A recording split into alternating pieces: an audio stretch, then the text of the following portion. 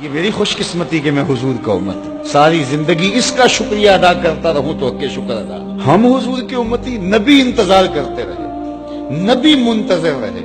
حضرت عیسیٰ نے تو نام بھی بتا دیا نا، لوگوں میں جا رہا ہوں چلو نام بھی بتا دیتا ہوں، میرے بعد جو آنے والا اس کا نام احمد ہوگا۔ نبی انتظار کرتے رہے، 12 نبیوں نے انتظار کیا حضور کی امت میں ہونے کے لیے، تمنا کی۔ نستورا راہب انتظار کرتا رہا، بحیرہ راہب انتظار کرتا رہا، زندگیاں گزار دی انہوں نے۔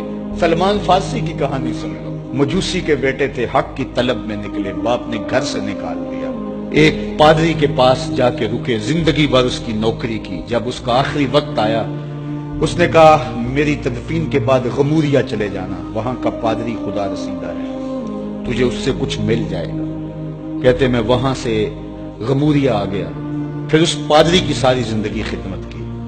جب وہ مرنے لگا تو اس نے کہا کوئی ایسا شخص نہیں ہے جس کے پاس اب میں تجھے بھیجوں، لیکن نبی آخر الزماں کے ظہور کے لمحے آ گئے، تو یہاں سے یثرب چلا جا، وہ اس نبی کی ہجرت گاہ ہوگی، تیری زندگی سنور جائے گی، تو نے بڑی محنت کی ہے، بڑی نوکری کی ہے میری۔ کہتے میں نے اس کو کہا کہیں ایسا نہ ہو میں دھوکہ کھا جو مجھے کوئی نشانی بتا دے۔ اس نے کہا 3 نشانیاں، ایک صدقہ نہیں لے گا، دوسرا ہدیہ رد نہیں کرے گا، تیسرا 2 کندھوں کے درمیان مہر نبوت۔ کہتے ہیں میں نے اس کی تدفین کی، یثرب کی جانب جاتے ہوئے ایک قافلے میں شامل ہو گیا، انہوں نے مجھے پکڑ کے اپنا غلام بنا لیا، لیکن میرے پہ مہربانی یہ کی کہ مجھے بیچا جا کے مدینے میں۔ ایک یہودی نے مجھے خرید لیا، میں اس کے باغ میں گوڈی کرتا تھا، کام کرتا تھا، کھجوریں توڑتا تھا، لیکن میں انتظار میں تھا کہ کبھی وہ نبی آخر الزماں آئے تو مجھے دید ہو، کبھی عرش پر، کبھی فرش پر، کبھی ان کے در، کبھی در بدر۔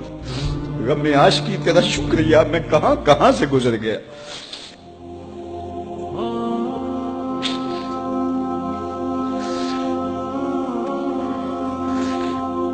کہتے ہیں ایک دن میں اپنے باغ میں کھجوریں توڑ رہا تھا کہ ہواؤں میں مستی پیدا ہو گئی اور ہر سمت سے طلع البدر علینا کی صدائیں گونجنے لگی۔ میں سمجھ گیا کہ وہ لمحے آ گئے، میں نے چھلانگ لگا دی اور دوڑ پڑا۔ میرے آقا نے سمجھا شاید غلام بھاگ گیا، اس نے دوڑ کے مجھے پکڑ لیا۔ میں نے اس کو کہا کہ میں نوکر تیرا ہی ہوں، لیکن دل نوکر کسی اور کا ہے، میں بھاگوں گا نہیں، مجھے جانے دے۔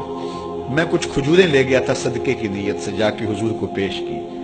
آقا کریم نے فرمایا ہم نبی صدقہ نہیں لیتے۔ کہتے ہیں نشانی ایک پوری ہوگی، کہتے ہیں کہ میں کچھ دنوں کے بعد اور کھجوریں لے گیا اور میری نیت ہدیہ کی تھی، میں نے پیش کی، حضور نے قبول فرما لی، لیکن میں بھی کہتا تھا تیسری نشانی بھی پوری ہو لے تو پھر مانوں گا، اور وہ کیا تھی؟ 2 کندھوں کے درمیان مہر نبوت۔ کہتے ہیں ایک دن حضور میرے باغ میں آئے اور آقا کریم نے اپنے مبارک کندھے پہ چادر رکھی ہوئی تھی اور چادر کی اوٹ میں مہر نبوت چھپی ہوئی تھی، اور میں پیچھے ہو کے دیکھتا تھا، اور میری آرزو یہ تھی کہ کوئی تیز جھونکا ہوا کا آئے اور چادر ہٹ جائے اور میں مہر نبوت کی زیارت کر لوں۔ حضور میرے ارادہ قلب سے آگاہ ہوئے، فَأَلْقَى إِلَيَّ رِدَاءَهُ، حضور نے چادر اتار کے میری جانب پھینکی اور پھر ایسے رخ کر کے فرمایا انظر الی ما امرت بہ، اس پادری نے جو بتایا تھا دیکھ لے آ کے۔ تو کہا میں نے دیکھا کہ حضور کے کندھوں کے درمیان۔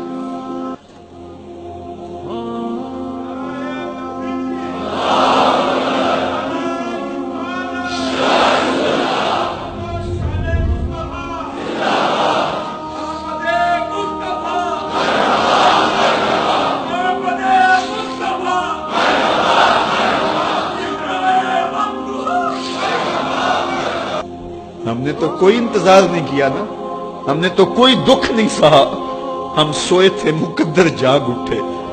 ہمارے والد مسجد سے مولوی صاحب کو بلا لائے، انہوں نے کان میں آ کے کہا مبارک ہو تو حضور کا نوکر بن کے آ رہا۔ ہمیں وہ نبی ملا جو نبیوں کا نبی۔